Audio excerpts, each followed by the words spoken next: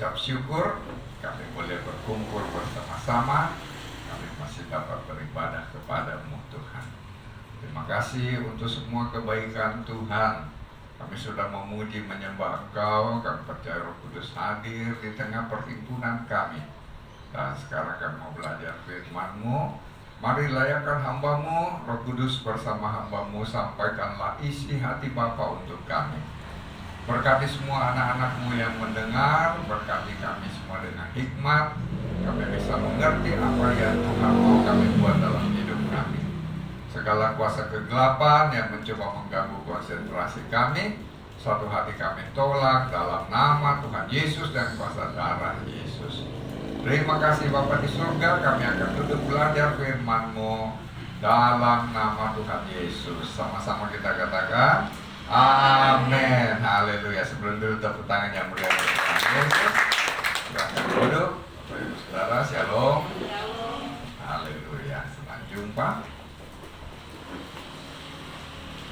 Hari ini kita sama-sama akan belajar bagaimana menjadi pemimpin, ya.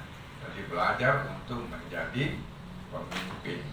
Nah, di masa-masa pandemi COVID-19 ini, kalau kita melihat ada banyak yang kehilangan pekerjaan, ada banyak yang mengalami kesulitan dalam ekonomi.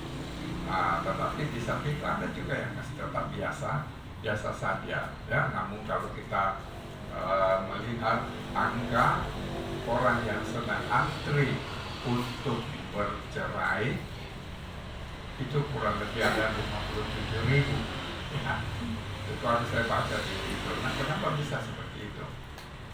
So, kalau orang kehilangan pekerjaan, lalu istri dan anak-anak di rumah, nggak bisa dibilang jangan dulu makan, kan kasihan, perutnya lapar dia mau makan. Nah, itu awal daripada terjadinya banyak hal. Nah, kalau saya keliling ke daerah-daerah Kristen, daerah mayoritas Kristen, justru saya menjumpai di situ angka kawin cerai sangat banyak. Ya, padahal semua kan tahu hanya apa? Maut yang memisahkan. Tetapi terjadi banyak perceraian. Kenapa? Mungkin di gereja, ya, kurang diajar firman Tuhan sehingga mereka mau menjadi pemimpin, ya, pemimpin dalam rumah, dalam apa, tapi sebenarnya tidak siap. Saya melihat hal yang sangat memprihatinkan, bahwa kerinduan untuk beribadah itu di kalangan generasi muda kurang, ya. Jadi kalau ada ibadah di daerah, ya, biasa anak mudanya boleh dikata kurang sekali, bisa dihitung dengan jari. Padahal daerah mayoritas Kristen. Nah, tapi kalau sudah jam 9 malam ada acara dero, itu anak muda tidak tahu keluar dari lubang-lubang semut mana begitu, ya, sambil tangannya bawa jirigen itu isinya, kalau orang Sulawesi Selatan bilang balok, ya, tua begitu. Saya tidak tahu di sini bilang apa, ya, mungkin cat tikus kah apa begitu, ya. Nah, setelah itu sambil dero-dero, sambil minum-minum, jam 3 pagi berkelahi, ya, itu. So, bisa bayangkan apa jadinya gereja kalau generasi mudanya seperti itu. Karena itu, ya, waktu saya berdoa apa Tuhan untuk bekal untuk jemaat pada bulan Oktober ini, sebentar lagi kita akan mengakhiri tahun 2020. Padahal kita baru saja merayakan tahun baru, toh, sudah mau akhir lagi. Nah, karena itu mari kita mau belajar, ya, bagaimana kita menjadi seorang pemimpin. Baca Alkitab kita Lukas 22 ayat 25 sampai 27. Injil Lukas pasal 22 ayat 25 sampai 27. Nah, mari kita baca sama-sama. 1, 2, 3. Yesus berkata kepada mereka, raja-raja, bangsa-bangsa memerintah rakyat mereka, dan orang-orang yang menjalankan kuasa atas mereka disebut pelindung. Terus, tetapi kamu tidaklah demikian, melainkan yang terbesar di antara kamu hendaklah menjadi sebagai yang paling muda, dan pemimpin sebagai pelayan. Terus 27, sebab siapakah yang lebih besar, yang duduk makan atau yang melayani? Bukankah dia yang duduk makan? Tetapi aku ada di tengah-tengah kamu sebagai pelayan. Jadi saudara-saudara dikasih Tuhan, ya, kita sebagai anak-anak Tuhan ada bedanya, ya. Kalau pemimpin dunia itu menerapkan salah sanksi, salah hukuman, ya toh. Nah, begitu juga misalnya saat di sekarang yang lagi ribut-ribut ini, ya, sebenarnya tidak begitu, ya, tapi di pelintir ya, jadilah orang bingung semua, ya. Jadi sesuatu dikasih Tuhan. Nah, kalau di dalam Tuhan, kata Tuhan Yesus, kalau mau jadi pemimpin, dia harus menjadi pelayan, begitu. Jadi dengan kita melayani itu, orang bisa melihat. Jadi dengan kata lain, belajarlah dari teladan, gitu. Ya, bukan hanya perintah-perintah, begitu ya.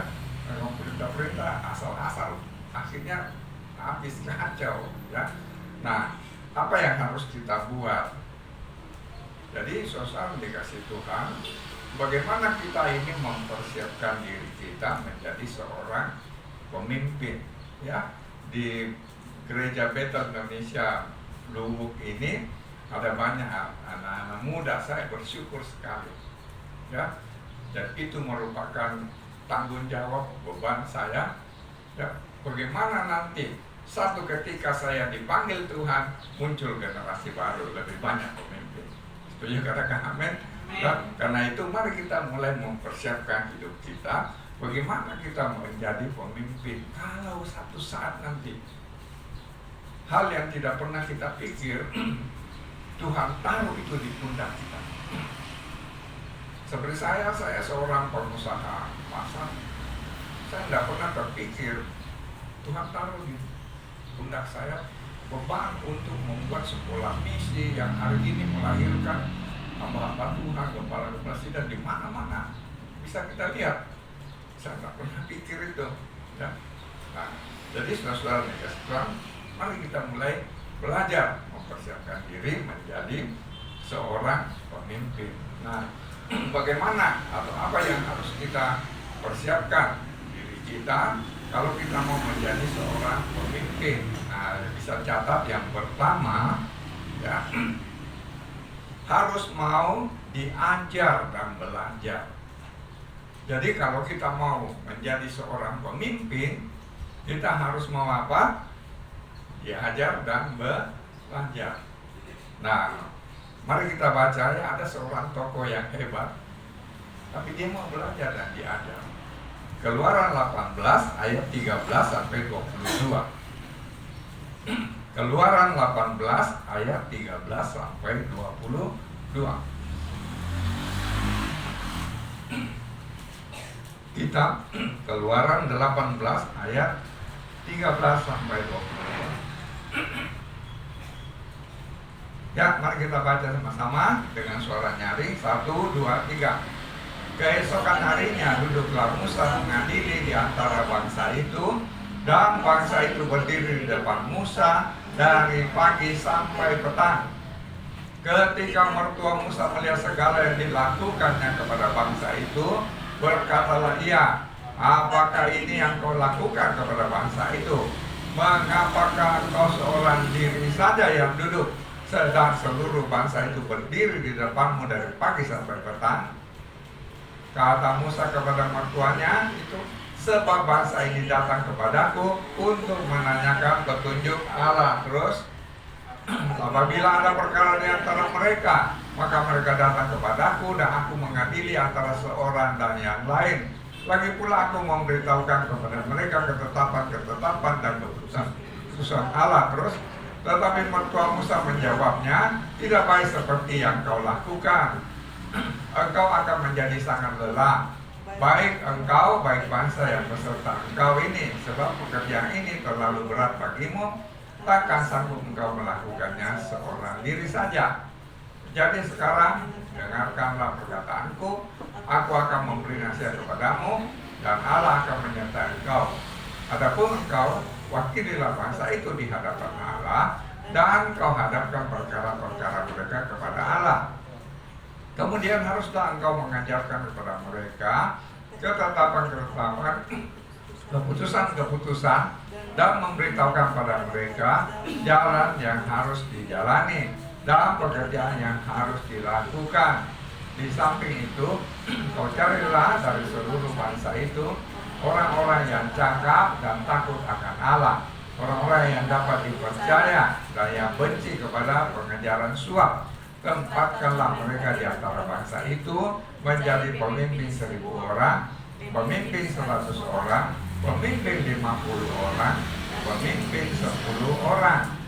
Terus, dan sewaktu-waktu mereka harus mengadili di antara bangsa, maka segala perkara yang besar haruslah dihadapkan mereka kepadamu. Tetapi segala perkara yang kecil diadili mereka sendiri. Dengan demikian mereka meringankan pekerjaanmu, dan mereka bersama-sama dengan engkau turut menanggungnya. Haleluya. Ini cerita, saudara, bagaimana Musa, seorang yang dipakai Tuhan memimpin Israel, tetapi ya, dia saat itu melakukan tugasnya sebagai apa? Single fighter man, ya, seorang yang mengerjakan semua itu dengan sendiri, dengan kekuatannya sendiri, ya, dari pagi sampai petang. Lalu mertua bilang, tidak bagus kalau begitu. Nah, jadi dia diajar untuk apa? Pendelegasian. Jadi mereka harus membentuk apa? Kepala pasukan 1.000, ya, sampai kepala pasukan 10. Jadi kalau ada hal-hal yang terjadi, oh di kelompok ini ada kepala pasukan 10 yang mengadili. Kalau yang itu berat, naik lagi ke tingkat atas, berat naik lagi ke tingkat atas, sampai yang paling berat ke Musa. Nah, setelah diajar begitu, Musa mau belajar. Nah, ada banyak orang hari-hari terakhir ini kenapa akhirnya dia susah berprestasi yang besar, susah membuat sesuatu yang besar? Karena dia tidak berani mendelegasikan kepada orang. Selalu dia pikir kalau bukan dia tidak bisa. Nah, ini yang harus dibuang, ya. Saya beruntung, saya punya pikiran itu, ya, dari tahun 97 melahirkan pemimpin-pemimpin muda di sekolah misi, dan saya berani mendelegasikan. Akhirnya apa? Saya hari ini lihat di mana-mana saya pergi ada murid saya. Bahkan orang bilang dulu orang prinsip harus belajar di Jakarta baru kita bisa. Kalau bukan dari Jawa, Jakarta, oh kita ini tidak bisa. Saya buktikan pada murid-murid saya bahwa kita juga bisa. Tuhan kita itu adil. Nah, kita mau atau tidak itu. Kalau kita dimanja alam, kita tidak mau belajar, tidak mau diajar, ya tetap memang begitu. Nah, akhirnya hari ini, ada murid saya yang di Jakarta, kalau di YouTube-nya itu banyak pengikutnya sampai luar negeri. Padahal orangnya sudah hampir bunuh diri dulu waktu saya datang di Poso. Waktu saya merintis GBI Betani Poso, dia hampir bunuh diri. Nah, saya KKR, dia ada di lorong. Begitu.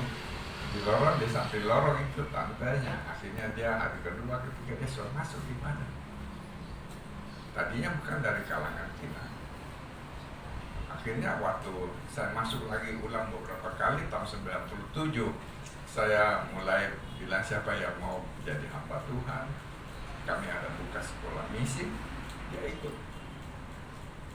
Nah, hari ini saya bisa melihat bukaannya di Pulau Peling saja, mulai dari 1 tahun itu Pak Rio itu.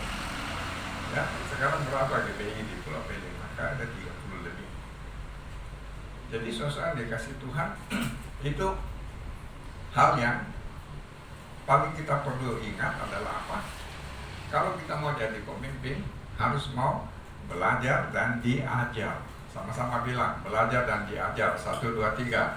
Belajar dan diajar. Nah, saya didik murid-murid saya, ya. Bagaimana dia mempersiapkan diri jadi pemimpin, bisa ditampilkan itu, ada hal yang dia harus perhatikan lebih dulu, ya.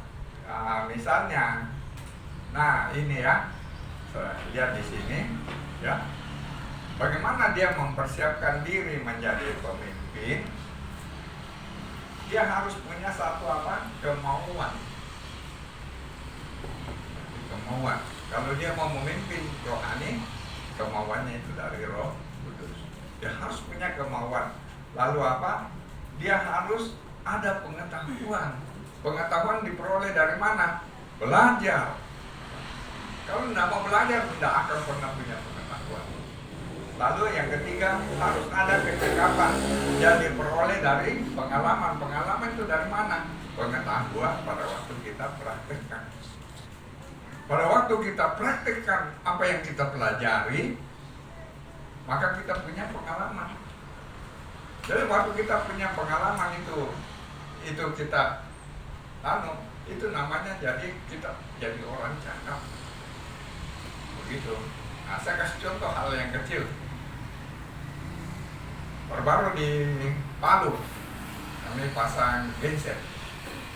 Jadi waktu saya datang di situ, itu genset sudah turun dari mobil keren.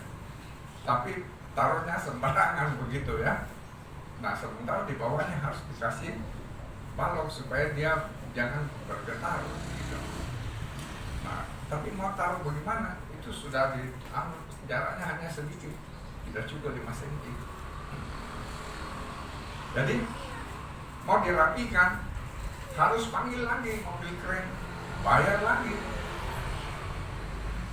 Waktu saya panggil mereka, tolong dirapikan ini. Mereka bilang, tidak bisa, mana bisa, mau cara apa? Ini mesti pakai mobil keren lagi kan? Saya bilang, sudahlah, kalau begitu. Suruh saya bilang, ada yang punya dongkrak bisa pinjam. Nah, sudah dikasih saya, terus mereka lihat dengan muka sinis begitu. Ya, senyumnya sinis lalu pergi. Dia mau lihat, bisa enggak ini apa?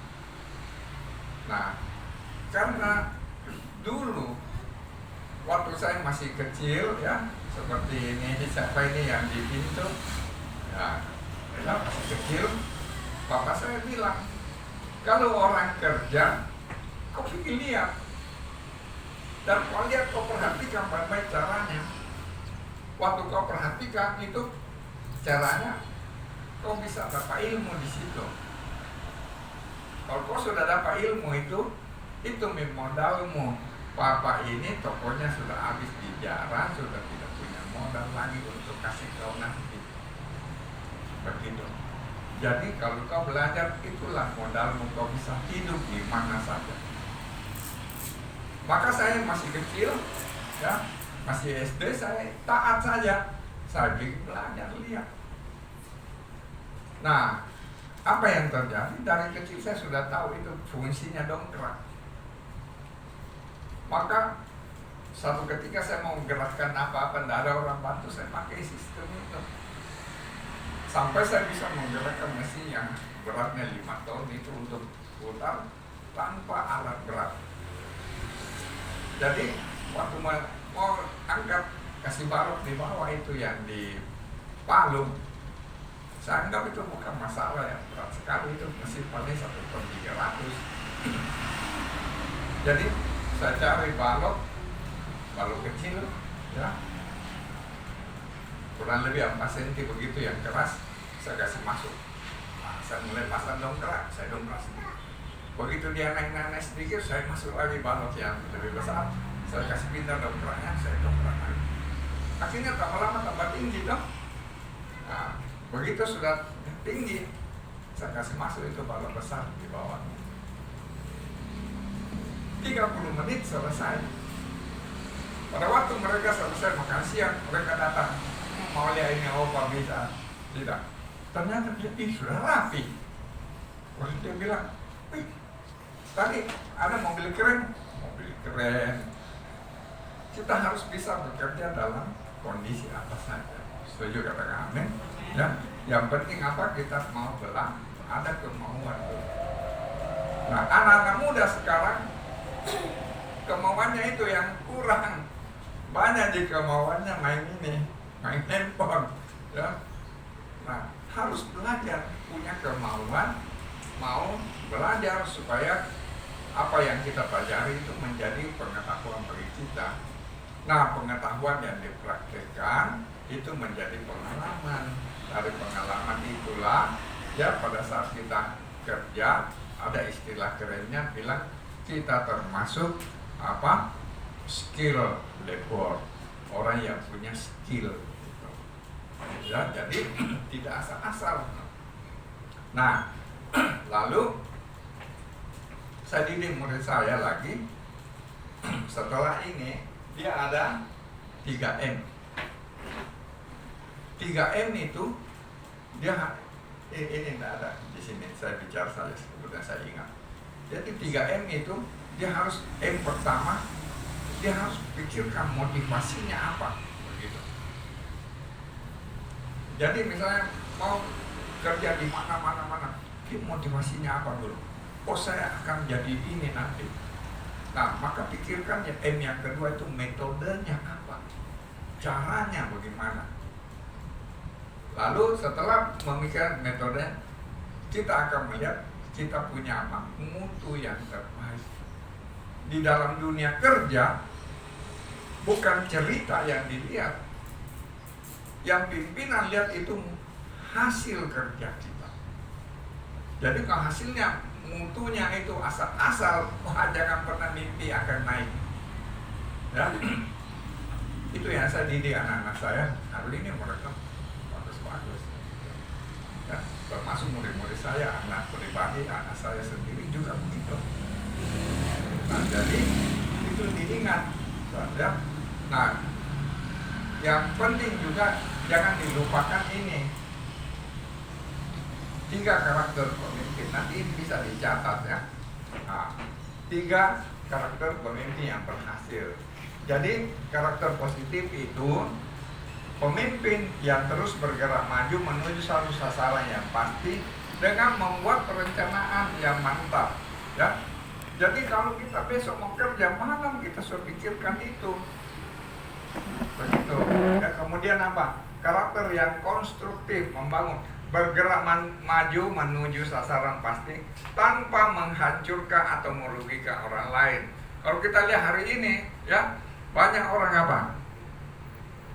Cerita-cerita jelek orang, ya toh? Seakan-akan dia yang paling baik begitu.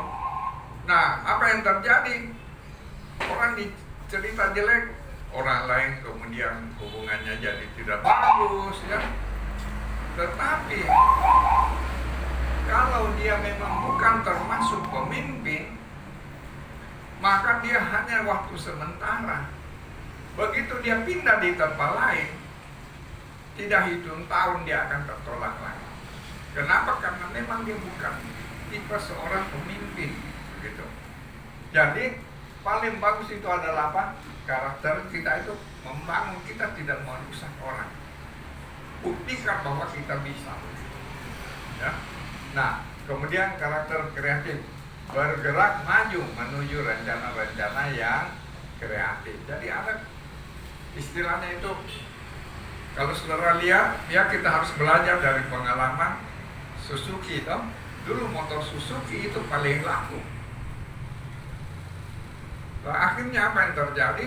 Dia anggap dia punya sudah hebat, dia kurang kreatif. Nah, lihat motor Honda, Yamaha tuh hampir tiap berapa bulan keluar model baru, tiap berapa bulan keluar model baru. Nah, akhirnya lama-lama orang tadinya Honda, Yamaha yang sudah jauh di bawahnya, kemudian pasarannya melejit. Suzuki sadar mau memulai sekarang terlambat. Ya tahu, saya nggak tahu dulu Suzuki laku, mana yang paling laku? Honda, Yamaha, Suzuki. Mana yang paling laku di Luwu? Yamaha, Suzuki atau Honda? Yamaha toh. Nah, jadi harus punya apa? Kreativitasnya harus tinggi. Punya apa? Orang bilang inovasi. Jangan memble. Ya, sama-sama bilang jangan memble. 1, 2, 3. Jangan memble. Jadi sosok dikasih Tuhan. Saya didik murid-murid saya itu karena mereka itu orang dari daerah, ada yang cuma lulus SD, ada yang nggak lulus SD malah. Nah, saya harus berusaha bagaimana itu buku yang tebal, buku leadership itu hanya dibuat nanti dalam berapa lembaran. Maka saya ambil intinya, ya. Nah, satu lagi intinya adalah apa? Dia harus sebelum dia mau melakukan sesuatu, dia harus pikirkan itu 4D, ya. Ada halaman berikutnya itu, ya. Nah, saya kasih singkat, bisa diingat nanti. Nah, ini 4D, ya. Ya perlu diingat kalau kita mau jadi pemimpin, selalu yang pertama itu sebelum kita bergerak harus apa? Mencari informasi, mengambil data yang jelas. Jadi kita ini bekerja nanti berdasarkan apa? Data yang sudah kita ambil. Begitu. Sebentar saya kasih contoh, ya. Setelah itu ambil apa? Bawa di dalam doa. Setelah bawa di dalam doa, pikirkan kita punya kemampuan bisa enggak? Begitu, ya. Umpama kita mau bikin apa, ya? Mau bikin katakanlah alat cuci motor, ya, cuci motor, bengkel cuci motor. Nah, ini data harus ambil dulu. Banyak enggak di sini orang yang mau cuci motornya, gitu. Nah, lalu kita bawa di dalam doa, begitu. Lalu kita pikirkan apa? Daya kita. Kalau saya buat ini, bisa nggak saya kerjakan? Nah, kemudian ada D yang keempat, ini dana, baru kita pikir dananya. Nah, kadang-kadang banyak orang, ya, sebelum melakukan sesuatu dia udah ambil data yang jelas, langsung dia investasi. Saya bisa bicara begini karena saya dulu pernah alami. Ya, saya investasi pabrik sabun kayak super busa dulu itu yang batangannya. Tahun 80-an investasinya itu akhirnya perubahan ekonomi 1.000 rupiah jadi 1 rupiah dilakukan oleh Presiden Soeharto dulu, devaluasi mata uang, bangkrut saya. Begitu. Kenapa? Ya ini enggak ada ini 4D-nya. Maka itulah saya kemudian didik anak-anak saya, murid-murid saya itu. Nah, sama waktu anak saya kerja, ya, dia mulai kerja salesman, dia wanita, tapi dia kerja sebagai sales. Nah, saya kasih tahu dia, kau ambil data. Kalau kau pergi di Jakarta, kau pergi di rombon-rombon di sekolah itu perbandingkan berapa itu merek perusahaan punya, misalnya minuman Marimas, ya, saingannya apa-apa, dicatat perbandingannya. Nah, bagaimana caranya kau tahu? Misalnya dikasih tahu itu pemilik nomor-nomor, jangan buang itu anunya, kalau gelasnya Pak, nanti saya ambil, saya kasih Bapak wajah begitu Pak. Nah, harus mau. Kalau nggak mau begitu, akhirnya lama-lama perusahaannya lihat, ini dia bicaranya ada sembarangan, jelas dia punya data. Hari ini dia bos-bosnya yang dulu kepala yang mengapal lain dia punya tugas, sekarang jadi anak buahnya. Gitu. Jadi kalau kita mau jadi pemimpin seperti itu, ya. Nah, kalau kita mau jadi pemimpin rohani, ini saya tidak tampilkan, saya kasih tahu saja, boleh dicatat. Jadi mau jadi pemimpin rohani itu harus ada 5 W.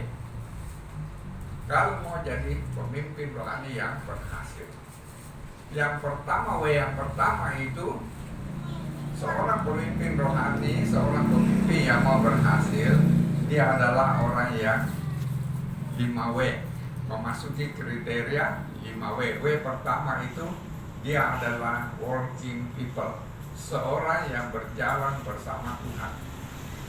Jadi setiap hari dia ada waktu memuji Tuhan, menyembah Tuhan, berdoa, dan membaca firman Tuhan.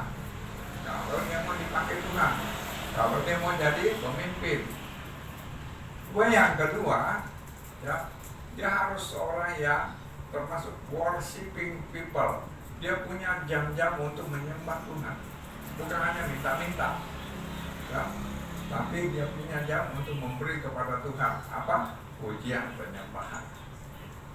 Apapun yang kita mau lakukan harus itu.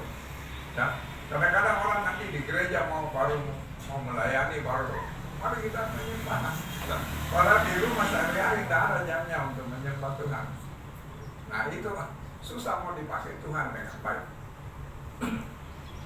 Ya, jadi W yang ketiga, willing. Willing itu sama dengan tadi. Dia harus punya kemauan untuk maju. Jadi kalau dia tidak punya kemauan untuk maju, membleng, susah mau jadi pemimpin. Ya, tiap hari dulu kita mau bikin apa, ya. Amsal bilang seperti itu, daun pintu di enselnya. Ya, perencanaan banyak tapi tidak pernah mau bergerak. Itu. Apalagi yang keempat, kalau mau jadi pemimpin yang berhasil, dia harus termasuk sebagai working people, orang yang suka bekerja. Begitu. Nah, saya didik saya, kalau kau jadi pendeta, jangan kau pikir nanti kau jadi pendeta, jadi dia hari Senin sampai Sabtu kau tidak mau kerja. Hanya harap dari gereja. Nanti ada orang kaya suka kasih kau uang, tidak cerewet, kau suka sekali dia. Ada orang miskin, ya, sudah tidak suka kasih uang, cerewet lagi. Satu waktu yang cerewet itu kanker di tetangga cuma 20 meter. Itu bapak juga tidak datang di gereja yang suka kasih uang, yang orang kaya, yang rumahnya 15 kilo. Nah, cuma tidak datang karena pilek, kau pikir besuk. Ini sudah kanker, kau tidak mau besuk. Kenapa? Mati saja, suruh tidak suka kasih uang, cerewet lagi suka kritik. Nah, ya kan, padahal mereka baik kaya maupun miskin, Tuhan Yesus sudah mati untuk mereka. Jadi kita mesti kerja. Saya bilang kalau kau di kampung itu kan tanah itu tanah ulayar atau tanah nenek moyangmu. Kalau kau pergi olah yang agak jauh, 1 hektar kau buka tanam sawit atau tanam cengkeh lah, jagung lah, coklat lah. Kalau coklat, sawit, cengkeh, itu cuma berapa tahun ada air matamu. Setelah itu kau tiap bulan, setiap waktu kau bisa panen. Nah, maka apa yang terjadi Bang? Di masa pandemi ini, saya bersyukur orang pada hendak ibadah toh. Jadi yang pergi sekolah-sekolah sampai ini itu, dokter apa semua yang khotbah, hebat sekali, tidak mau kerja. Harap persembahan dari gereja. Nah, gereja tidak ibadah. Sementara mall harus dibayar terus. Tidak ada pemasukan. Ada yang pakai Alphard. Kalau dia datang di Makassar, ya kita jemput dari bandara, kita bawa ke hotel, kita ajak makan. Giliran di Jakarta kita pergi ada doa atau apa begitu, konferensi apa, kita mau cari taksi, kita jalan kaki keluar, dia lewat, berkurang tidak lihat. Kalau kebetulan dia buka kacanya, sapa temannya, dia belum sempat angkat kacanya naik, dia lihat kita, nyengir udah ada, langsung jalan. Hari ini banyak yang disita mobilnya. Begitu. Yang tadinya tidak mau jualan, sekarang di Facebooknya, di apanya, di grup-grup jualan istrinya. Tapi saya bersyukur, saya lihat anak-anak murid saya, ya, ada yang di Tentena misalnya, ya, SD tidak lulus, tapi dia punya gereja besar. Ada lihat di WA-nya istrinya, maaf jemaat, kalau telepon kami tidak on, kami lagi ada di kebun, itu cengkeh merah, jadi harus cepat dipetik. Beliau murid saya lain lagi bilang, wah puji Tuhan, ini ada anak nonton jagung, kalau ada yang mau pesan nanti kami bisa antar ini. Itu ya, jadi ada banyak hal kita bisa melakukan usaha-usaha. Jangan hanya waktunya terbuat dengan main handphone, nonton film Korea, hak film gitu. Sampai kalau ketemu dengan orang salamnya bukan shalom, tapi apa? Apalagi itu singkongnya gitu. Lucu itu saya biasanya. Itu shalom itu bahasa gitu. Nah, itu menguasai pikiran. Jadi selalu di pikirannya itu dia itu seperti itu artis misalnya. Begitu orang lihat dia bilang, oh dia suka saya. Itu dalam bahasa Mandarin itu cocok tocing, artinya saking suka nonton film begitu. Jadinya itu di pikirannya itu penuh dengan ini pikiran. Kalau orang sudah dekat, dia sayang saya. Masih baru selesai misalnya kuliah, ya harusnya pergi kerja dulu. Jadi PNS kan apa di daerah itu kan masih bisa toh, gampang dengan ijazah sarjana mau jadi PNS. Tapi bukan pergi dari PNS, muncul di Facebook. Jangan buat orang jatuh hati kalau kau belum siap menjaganya. Nah itu gimana itu ya? Kenapa bisa begitu? Itu mungkin kebanyakan nonton. Ya kan? Siapkan dirimu menjadi seorang pemimpin. Setuju katakan amin? Ya? Nah, jadi itu ya harus menjadi yang keempat itu, gue yang keempat, working people. Kita mesti termasuk orang yang rajin. Nah, akhirnya murid-murid saya memang biasa orang bilang, tanpa pendeta kok kayak orang kampung saja, bawa-bawa campur lah. Tapi dia nggak pernah minta uangmu, dia malah memberi persembahan di gerejanya. Nah, hari ini kelihatan justru orang di kota-kota besar pada susah, mereka bersuka cita, panen sayur, panen ini, itu, ya. Jadi jemaat di GBI Lubuk ini, ya, saya berdoa supaya dari sini muncul generasi muda gereja, ya, yang betul-betul suatu saat jadi pemimpin yang diteladan. Jadi orang yang menonjol begitu. Nah, kemudian W yang kelima itu weeping people, orang yang cepat berbelas kasihan. Kenapa banyak orang tersandung, anak-anak muda? Ada aktif di gereja begini-begini, lama-lama tidak mungkin. Karena aktif di gereja lama-lama ribut. Ya toh? Pernah dengar tidak?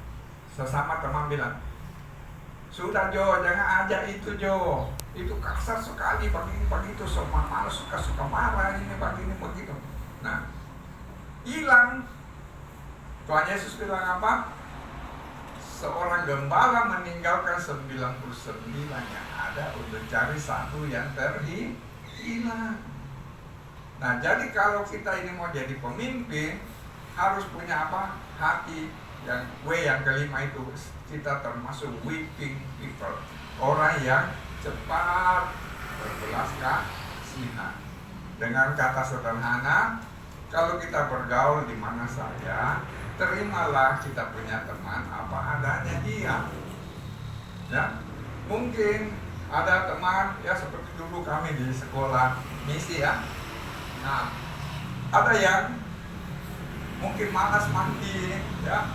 Kalau dia masuk ruangan, satu ruangan penuh bau ketek, belum ada dari sana. Sampai orang jangan deka-deka itu pepa, gitu. Ada yang mungkin malas minum, kalau bicara dengan kita 1 meter, nah ada yang begitu. Ada orang bilang jangan deka-deka sama dia begini begitu. Ya, terima apa adanya di dia. Nah, bagaimana kita memberi contoh, misalnya murid-murid saya begitu, saya tak bilang kamu ini busuk sekali ya, ketekmu, kan kasihan dia tersinggung kan. Kalau saya tanya mama saya, ada begini masalah di jadi kalau orang masuk di dalam ruangan belajar, ini satu ruangan penuh itu bau ketek. Nah, mama saya bilang, oh gampang, kau pergi beli tawas. Jadi kalau saya beli tawas, taruh di mangkok-mangkok itu sabun, kasih air. Jadi kalau dia habis mandi, ambil tawas, pasti hilang. Saya bilang, masa betul mah? Mama saya bilang, coba. Nah, saya coba, betul. Saya tahu murid-murid. Nah, kalian kalau habis mandi, itu ada tawas di situ, ambil begitu. Ya, pokoknya nanti temanmu sudah dikasih tahu. Mereka coba, iya betul. Langsung ruangan itu aman. Begitu. Nah, kalau dengan itu orang yang bicara 1 meter jaraknya itu bau, ya, kita dekat dengan dia, nanti kita suka minum, sebentar minum.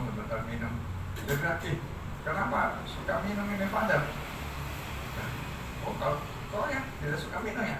Kalau kita tidak suka minum, nanti mulutnya bau. Berbicara dengan orang, apalagi kalau habis khotbah. Kau turun khotbah, jemaat bilang shalom, om pendeta, kau bilang shalom langsung. Atau mari jemaat didoakan maju ke depan, ya. Jemaat sudah maju kau doakan. Oh hadir, ini jemaat bilang, aduh, terima aku duduk aja. Ya toh, aduh, cepat-cepat. Kalau saya tidak kasih berapa diriku ini, ini saya. Puji Tuhan, apa Tuhan ada, padahal jemaat rebakan dan dia punya bau begitu. Nah, saya didik mereka jadi minum, rajin minum. Pertama kok rajin minum sehat, begitu. Ya, akhirnya apa? Mereka hari ini saya bisa lihat murid-murid saya itu hebat begitu. Ya, jadi saudara yang dikasih Tuhan, mari kita belajar menjadi seorang pemimpin, ya. Jadi mengatur tugas kita, ya. Nah, kita merencanakan tiap hari apa yang tidak bisa diundur. Kalau kita undur, ada masalah muncul. Nah, itu kita taruh yang pertama kita kerjakan. Saya kasih istilah murid-murid saya itu istilahnya primer, ya. Nanti yang kedua kau bisa undur sedikit, tapi kalau kau undur banyak timbul masalah. Taruh itu sebagai sekunder, begitu. Nah, yang ketiga bisa undur cukup banyak, tapi kalau terlalu banyak timbul masalah. Itu kau letakkan di tugas yang ketiga yang harus kau lakukan. Itu tertier, gitu. Dan saya ajar mereka begitu. Hari ini saya lihat begitu. Ya, jadi jemaat, mari kita mau apa? Belajar, ya. Nah, ini ada rekaman ini, nanti bisa dibagikan, kalian bisa pelajari ulang di rumah. Saya berdoa supaya dari jemaat sini, ya, ini akan melahirkan pemimpin-pemimpin. Begitu, ya. Kalau saya lihat Fatma, saya lihat Lena, ya, itu tiap kali saya lihat kalau mereka melayani, itu saya ada rasa haru. Seperti Fatma itu masih begitu, ya. Seperti ini, ya. Dia dibaptis umur 12 kalau tidak salah, ya. Seperti ini sekarang tidak rasakan sudah besar. Siapa lagi namanya? Nah, masih kecil-kecil, anak sekolah itu sudah itu. Nah, kalau belajar tidak rasa waktu jalan, ya, apa yang dipelajari itu muncul beda nanti, ya. Jadi hal yang pertama kita, bagaimana kita mempersiapkan diri jadi pemimpin, harus mau belajar dan diajar. Sama-sama bilang belajar dan diajar. 1, 2, 3. Belajar dan diajar. Nah, yang kedua, bagaimana mempersiapkan diri jadi pemimpin? Dia harus orang yang mau repot. Tidak mau repot. 1, 2, 3. Mau repot. Nah, banyak orang tidak mau repot. Kalau tidak mau repot, jangan pernah mimpi akan jadi pemimpin. Pasti tidak bisa. 1 Raja-Raja 5 ayat 13 sampai 17. 1 Raja-Raja 5 ayat 13 sampai 17. Mari baca sama-sama. 1, 2, 3. Raja Salomo mengerahkan orang Rodi dari antara seluruh Israel. Maka orang Rodi itu ada 30.000 orang. Ia menyuruh mereka ke gunung Lebanon. 10.000 orang dalam sebulan berganti-ganti selama sebulan. Mereka ada di Lebanon. Selama 2 bulan di rumah Adoniram menjadi kepala Rodi. Terus lagi pula Salomo mempunyai 70.000 kuli dan 80.000 tukang pahat di pegunungan. Belum terhitung para mandor kepala Salomo yang mengepalai pekerja itu, yakni 3.300 orang banyaknya yang mengawasi rakyat yang mengerjakan pekerjaan. Dan raja memerintahkan supaya mereka melingkis batu yang besar, batu yang mahal-mahal untuk membuat dasar rumah itu dari batu. Nah, saudara perhatikan, jangan bilang atur 30.000 orang, berapa puluh ribu ini tukang pahat apa-apa. Atur 20 orang saja susah. Ya kan? Coba lihat satu perusahaan. Dan dia punya karyawan 100, aturnya itu juga susah. Ini puluhan ribu. Nah, kenapa dia mau begitu? Dia hanya bangun bait Allah, tapi dia mau repot begitu macam. Nah, itulah sebabnya sampai hari ini Salomo itu ya sudah hidup itu berapa ribu tahun lalu. Hari ini masih disebut namanya, 3 agama menyebut namanya. Agama Yahudi, agama Islam, agama Kristen. Kenapa bisa jadi orang begitu yang mau repot salah satunya? Ya kan? Jadi kalau orang tidak mau repot, ya, disuruh ini suruh itu, bilang repot. Kalau tidak mau repot susah. Saya biasa bilang sama itu murid saya dulu, ya, saya bilang, kamu tahu, nah ini saya mau berangkat lagi minggu depan, ini saya ke Seko. Dulu kami jalan kaki 5 hari.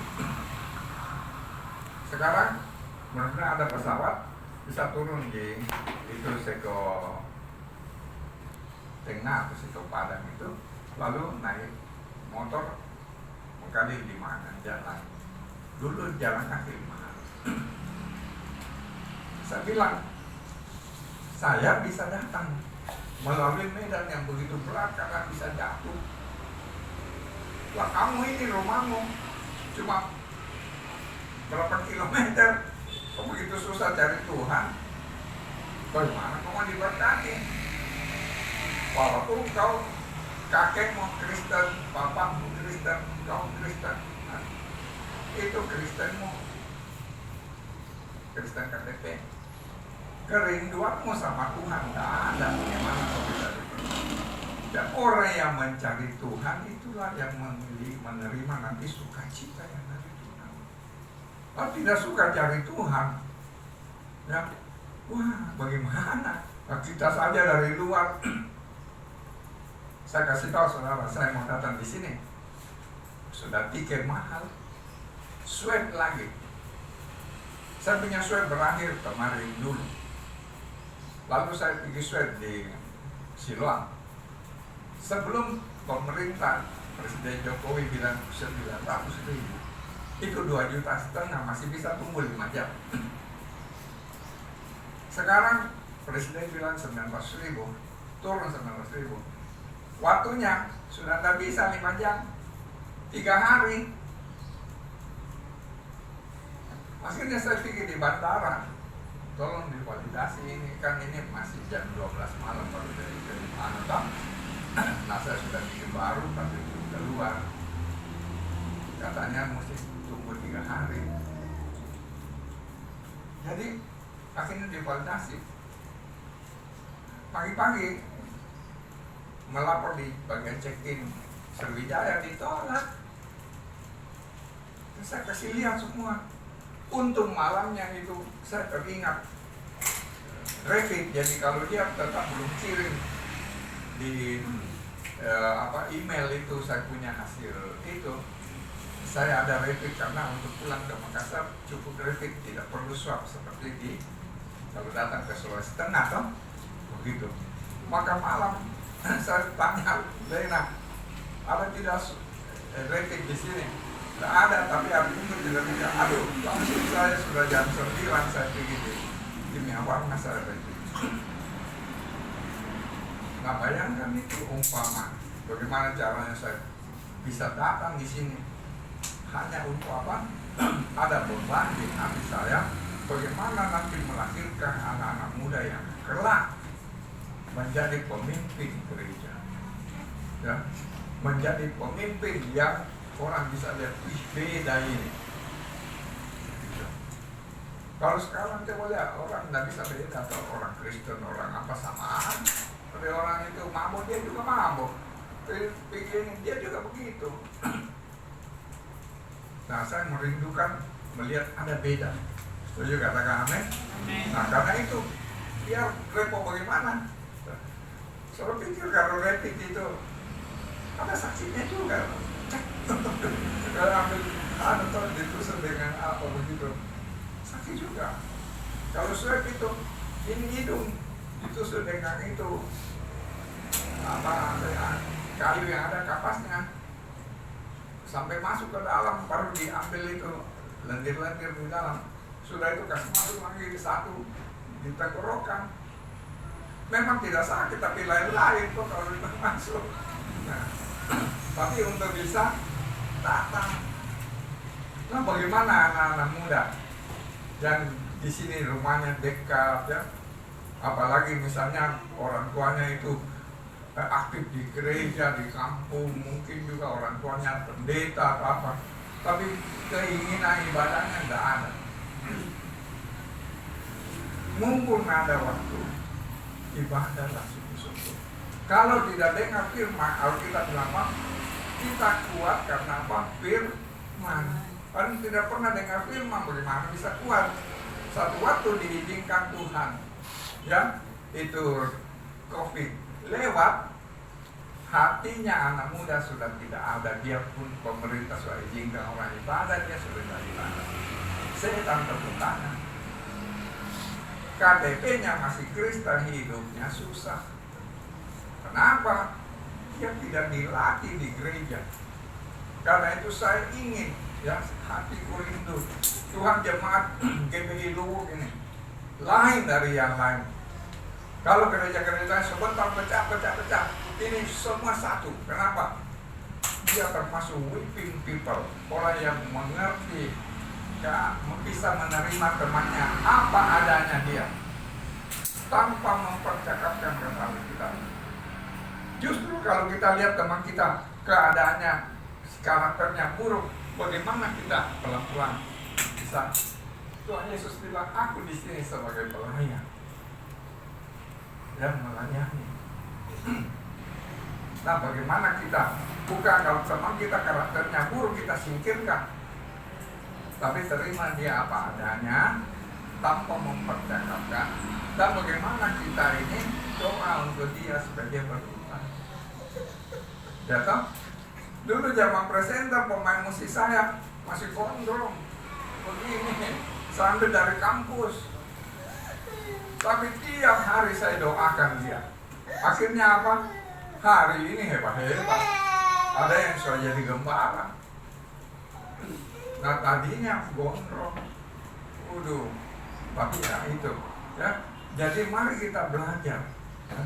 Jangan tidak mau repot. Tapi kalau kita mau menjadi orang hebat yang dipakai Tuhan nanti, ya, dipakai Tuhan atau kita jadi pemimpin di mana saja, di perusahaan kah, di rumah kita kan, ya, kita harus mau repot. Sama-sama bilang mau repot, 1, 2, 3. Mau repot. Kalau tidak mau repot, kok susah jadi pemimpin. Ya, yang terakhir harus memiliki kecakapan. Tadi kita sudah belajar toh, kecakapan itu diperoleh dari mana? Dari pengalaman kita mempraktikkan pengetahuan yang kita pelajari. Dari belajar kita jadi orang yang berpengetahuan. Pengetahuan yang kita praktikkan itu menjadi pengalaman. Pengalaman itu mengajar kita sehingga kita akan menjadi orang yang cakap. Nah, yang ketiga itu dia memiliki kecakapan. 1 Raja-Raja 6 ayat 7. 1 Raja-Raja 6 ayat 7. Mari saudara saja yang baca dengan suara yang nyaring. Baca pelan-pelan, keras. 1, 2, 3. Pada waktu rumah itu didirikan, dipakailah batu-batu yang telah disiapkan di tengahnya, sehingga tidak kedengaran palu atau kapak atau sesuatu perkakas meskipun selama pembangunan di rumah. Jadi saudara, selama pembangunan bait Allah, Alkitab mencatat dipakai semua yang sudah disiapkan itu. Jadi tidak kedengaran palu-palu atau kapak. Istilahnya sekarang apa? Sistem knockdown. Jadi sekarang ada rumah Manado, ya, sistem knockdown. Beli di Manado, kirim, kita bikin rumah di pantai Kilo 5, tinggal pasang. Zaman Salomo sudah ada. Itu bait Allah, waduh, adalah yang sudah berbentuk alat-alat rumah Tuhan itu seperti kandil, ya, pelita emas itu dari emas, ya, kupat, ada yang meja kayu yang disaring dengan emas dan sebagainya. Itu semuanya. Jadi dibuat sekian puluh ribu tuh. Waktu sudah selesai siap, tinggal dipasang. Jadi kalau mau jadi orang hebat harus punya kecakapan. Nah, kecakapan diperoleh dari mana? Selalu harus ingat, dengan belajar kita memperoleh pengetahuan. Pengetahuan yang kita praktekkan membuat kita punya pengalaman. Pengalaman kita itu mengajar kita sehingga kita termasuk orang yang cakap. Begitu. Ya. Kalau kita tidak mau belajar, kita tidak akan banyak jadi orang yang punya kecakapan.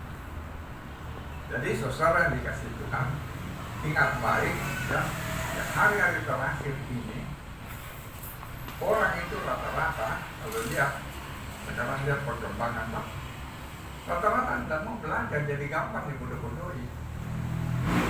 Nah, jadi tidak baca semua, orang bikin hoax. Wih, langsung ngamuk, demo-demo, nanti ditangkap. Ya kan? Tidak ada. Ngapain kita begitu? Dan kalau kita belajar, kita tidak cepat dibodoh-bodohi orang. Ya, jadi kita punya satu prinsip kita punya satu pendirian karena kita termasuk pemimpin yang mempersiapkan diri sejak kita masih muda. Setuju katakan amin? Nah, jadi ini firman Tuhan untuk saya dan saudara sederhana ya. Bagaimana kita mempersiapkan diri kita jadi pemimpin? Ingat yang pertama apa? Harus mau belajar dan diajar. Yang kedua apa? Harus mau repot. Yang ketiga harus memiliki kecakapan. Kalau tidak ada orang makan kita jadi pemimpin. Ya. Orang kerja di kantor juga kerjanya paling bagian jemas-jemas. Tapi kalau ada sesuatu yang lain, kita akan jadi pemimpin. Ini firman Tuhan besar dan saudara. Mari kita bangkit berdiri. Haleluya. Haleluya.